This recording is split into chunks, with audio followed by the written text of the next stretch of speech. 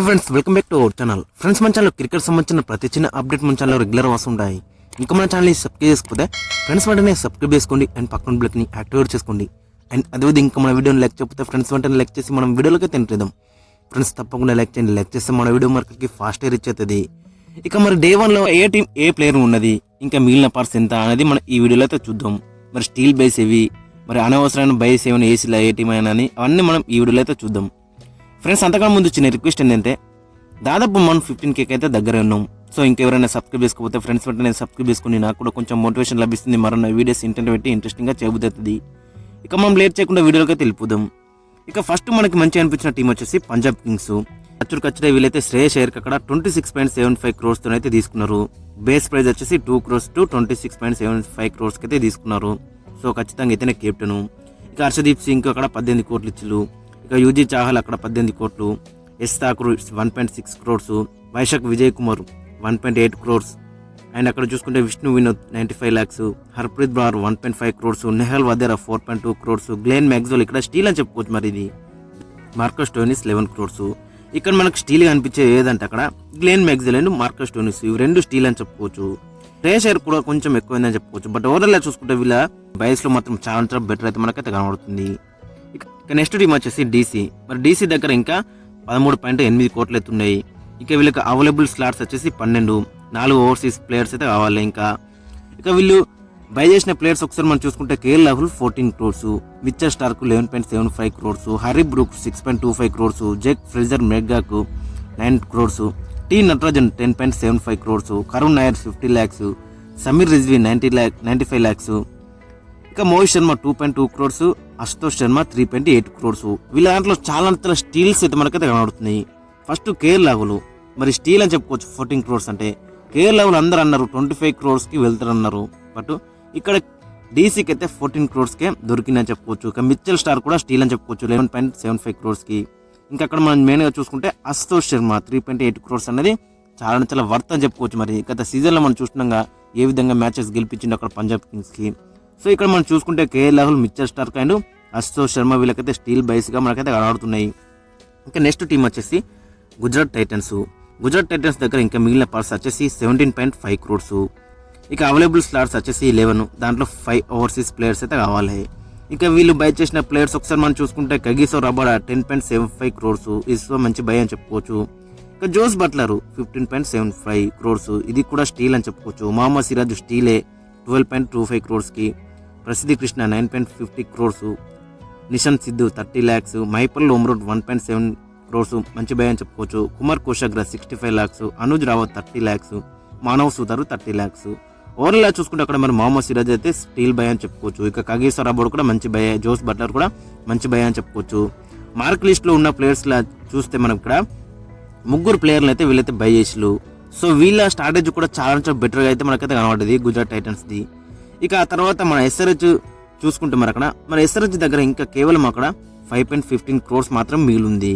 ఇక దాంట్లోకి వెళ్ళి 12 మందిని అయితే మనలోకి కొనాలి. ఇంకా దాంట్లో 4 ఓవర్సీస్ ప్లేయర్స్ అయితే మనకి కావాలి. బట్ మన ఎస్ఆర్హెచ్ కూడా చాలా మంచి మెచ్యూరిటీతో మరి ఆక్షన్లో అయితే స్ట్రాటజీ అయితే ప్లే చేసిందని చెప్పుకోవచ్చు. అక్కడ మహమ్మద్ షమి 10 crores చాలా బెటర్ అని చెప్పుకోవచ్చు. బట్ కొంచెం ఇంజూర్ కన్సర్న్ అని చెప్పుకోవచ్చు. మరి ఫుల్ ఫిట్ ఉంటే మాత్రం చాలా డెడ్లీ అని చెప్పుకోవచ్చు మహమ్మద్ షమి. ఇక ఇషాన్ కిషన్ ఇది మాత్రం స్టీల్ అని చెప్పుకోవచ్చు. ఈ ఐపీఎల్ ఆక్షన్లో మరి స్టీల్ ఏదైనా ఉందంటే ఖచ్చితంగా ఫస్ట్ కేఎల్ రాహుల్ అనొచ్చు, తర్వాత ఇషాన్ కిషన్ దే అనొచ్చు 11.25 crores. ఇక రాహుల్ చావ్ 3.2 crores. Adam jumper 2.4 crores. ఆ తర్వాత టైడే 30 lakhs. Abhinav Manohar 3.2 crores. Simarjeet Singh 1.5 crores. Harshal Patel 8 crores. ఇక్కడ ఆడమ్ జంప బదులు అక్కడ వార్నింగ్ అసరంగానే తీసుకుంటే కొంచెం బెటర్ అయితే ఉండేది, ఎందుకంటే ఆల్రౌండర్ కాబట్టి. బట్ ఆడమ్ జంప కూడా గుడ్ స్పిన్నర్ అని చెప్పుకోవచ్చు. ఓవరాల్ ఎస్ఆర్హెచ్ బై చూసుకుంటే మాత్రం చాలా మంచిగా ఉన్నాయని చెప్పుకోవచ్చు. ఇక భూని మరి బైబ్యాక్ చేస్తారంటే కొంచెం డౌట్ అని చెప్పుకోవచ్చు, ఎందుకంటే ఈ 5 crores లో మరి భూ దొరకడం చాలా కష్టం అని చెప్పుకోవచ్చు. ఇక తర్వాత ఎల్ఏజీ చూసుకుంటే మరి ఎల్ఏజీ కూడా చాలా బెటర్ స్ట్రాటజీ అయితే ప్లే చేసిందని చెప్పుకోవచ్చు. ఇక వీళ్ళకి మిగిలిన పర్స్ వచ్చేసి 14.85 crores. అవైలబుల్ స్లాట్స్ వచ్చేసి 13. దాంట్లో 4 ఓవర్సీస్ ప్లేయర్స్ అయితే కావాలి వీళ్ళకి. ఇక అక్కడ వీళ్ళు బై చేసిన ప్లేయర్స్ ఒకసారి మనం చూసుకుంటే రిషబ్ పంత్ 27 crores. మరి ఆల్రెడీ నికోలస్ పూర్ ఉన్నాడు, వీళ్ళకి వికెట్ కీపర్ మిడిల్ ఆర్డర్లో ఆడతాడు.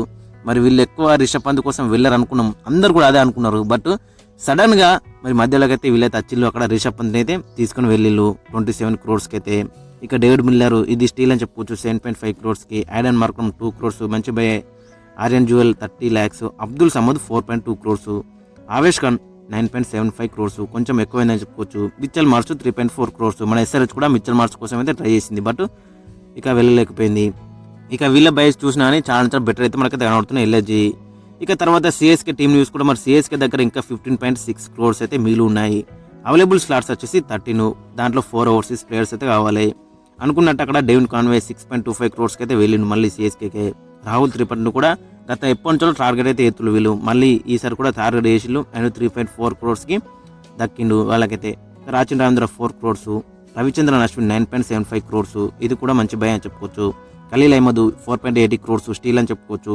నూర్ అహ్మద్ 10 crores, ఇది కూడా బెస్ట్ బై అని చెప్పుకోవచ్చు. Vijay Shankar 1.2 crores. So overall చూసుకుంటే మన సిఎస్కే స్ట్రాటజీ కూడా చాలా బెటర్ అయితే మనకైతే కనబడుతుంది. వాళ్ళకి కావాల్సిన ప్లేయర్స్ని అయితే తీసుకున్నారు, వాళ్ళ స్టేడియం తగ్గట్టు, వాళ్ళ పిచ్కు తగ్గట్టు. తర్వాత రాజస్థాన్ రాయల్ టీం చూసుకుంటే మరి రాజస్థాన్ రాయల్స్ దగ్గర ఇంకా 17.35 crores అయితే మిగిలి ఉన్నాయి. ఇక వీళ్ళకి అవైలబుల్ స్లాట్స్ వచ్చేసి 14, దాంట్లో 4 ఓవర్సీస్ ప్లేయర్స్ అయితే కావాలి. ఇక వీళ్ళు ఫస్ట్ అక్కడ జోఫ్రా ఆర్చర్ని 12.5 crores అయితే తీసుకున్నారు. మహేష్ దీక్షణ 4.4 crores, వనిందు ఆసారంగా స్టీల్ అని చెప్పుకోవచ్చు 5.25 crores, Akash Madhwal 1.2 crores, Kumar Kartikeya 30 lakhs. Overall చూసుకుంటే అక్కడ మరి సంగకర రోల్ అనేది ఖచ్చితంగా మనకైతే కనబడుతుంది. అక్కడ మహేష్ దీక్షణ వనిందు ఆసారంగా మరి చూడాలి మరి ఇద్దరు స్పిన్నర్లతో వెళ్తే ఏ విధంగా ఉంటుంది అనేది. ఇక కేకేఆర్ విషయానికి వస్తే మరి కేకేఆర్ దగ్గర ఇంకా 10.5 crores అయితే మిగిలి ఉన్నాయి. అవైలబుల్ స్లాట్స్ వచ్చేసి 13, దాంట్లో 3 ఓవర్సీస్ ప్లేయర్స్ అయితే కావాలి. ఏకంగా అక్కడ వెంకటేష్ అయ్యర్ కోసం 23 crores అయితే పెట్టారు. అక్కడ మరి 23.75 crores, third most expensive player అని చెప్పుకోవచ్చు మరి ఈ యాక్షన్లో. ఫస్ట్ అక్కడ చూసుకుంటే రిషబ్ పంత్, తర్వాత శ్రేయస్ అయ్యర్, తర్వాత వెంకటేష్ అయ్యర్. ఇక Quinton de Kock 3.6 crores, Rahmanullah Gurbaz 2 crores, Anrich నోకియా 6.5 crores. ఇంకా అక్కడ మనం చూసుకుంటే Raghuvanshi 3 crores, Mayank Markande 30 lakhs, Vaibhav Arora 1.8 crores అని చెప్పుకోవచ్చు. కొంచెం వీళ్ళ దగ్గర చూసుకుంటే మరి ఎక్కువ స్ట్రాటజీ మిస్ అయిందని చెప్పుకోవచ్చు మరి కేకేఆర్ దగ్గర నుంచి అయితే. ఇక తర్వాత ముంబై ఇండియన్స్ మరి స్ట్రాటజీ చూసుకుంటే మరి అక్కడ డే 1లో పర్స్ మిగిలింది వచ్చేసి 26.10 crores. అవైలబుల్ స్లాట్స్ వచ్చేసి 16, దాంట్లో 7 ఓవర్సీస్ ప్లేయర్స్ అయితే కావాలి.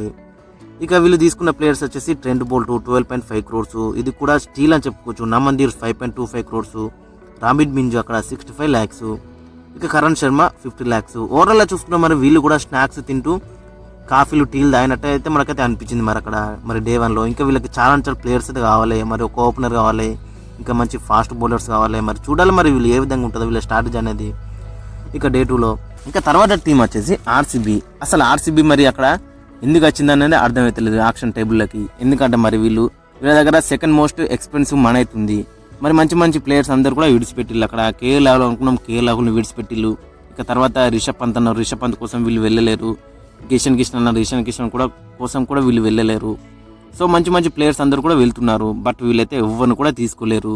మరి ఇంకా వీళ్ళకైతే చాలా స్లాట్స్ అయితే మిగిలి ఉన్నాయి. అక్కడ 16 స్లాట్స్ కావాలి, దాంట్లో 5 ఓవర్సీస్ ప్లేయర్స్ అయితే కావాలి. అక్కడ గ్లెన్ మ్యాక్స్వెల్ మంచి బిడ్ అని చెప్పుకోవచ్చు. మరి గ్లెన్ మ్యాక్స్వెల్ కోసం ఆ టీం యూజ్ చేయలేరు, మళ్ళీ బైబ్యాక్ చేస్తుంది కూడా వెళ్ళలేరు. సిరాజ్ను కూడా విడిచిపెట్టుకున్నారు. సో ఓవరాల్గా చూసుకుంటే వీళ్ళ స్ట్రాటజీ మాత్రం చాలా దారుణంగా అయితే మనకైతే అనిపించింది మరి ఆక్షన్లో. ఇక వీళ్ళు బై చేసిన ప్లేయర్స్ వచ్చేసి లయం లివింగ్స్టోన్ 8.75 crores. కొంచెం మరి చూడాలి మరి కన్సర్న్ అయితే ఉంటుంది, ఎందుకంటే ఇండియన్ పిచ్చెస్లో అంతగా రాణించింది అయితే లేదు లివింగ్స్టోన్ అయితే. ఇక ఫిల్ సాల్ట్ 11.50 crores, ఇది కొంచెం బెస్ట్ అని చెప్పుకోవచ్చు. ఆర్సీబీ బై చేసిన దాంట్లో ఒక సాల్ట్ మినహాయిస్తే అందరూ కూడా కొంచెం డౌట్ అయితే మనకైతే కనబడుతుంది. ఇక Jitesh Sharma 11 crores, Josh Hazlewood 12.5 crores, ఇది కూడా వేస్ట్ అని చెప్పుకోవచ్చు. ఈ ప్రైస్కి అక్కడ మిచ్చర్ స్టార్కి అయితే ఈజీగా దొరికేవాడు. ఇక రసిక్ దార్ అక్కడ 6 crores, సుయాష్ శర్మ 2.6 crores.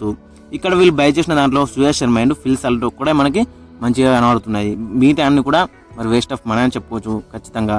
ఎందుకంటే జోస్ అజిలుడ్ బదులు అక్కడ మిచ్చర్ స్టార్క్ దొరికేవాడు, ఇంకా జితేష్ శర్మ బదులు అక్కడ ఇంకా మంచి ప్లేయర్స్ దొరికేవాళ్ళు, వికెట్ కీపర్స్ అక్కడ. సో కాబట్టి ఓవరాల్గా చూసుకుంటే వీళ్ళ స్ట్రాటజీ అనేది మనకైతే ఏమాత్రం కూడా అర్థం కాలేదు. ఇంకా వీళ్ళకి బోల్డ్ అంతా మనీ అయితే మిగిలి ఉంది. అక్కడ 30.65 crores అయితే మిగిలి ఉంది. ఇక డే 2లో వీళ్ళ స్టాపింగ్ ఏ విధంగా ఉంటుంది అనేది చాలా ఇంట్రెస్టింగ్ కనబడుతుంది.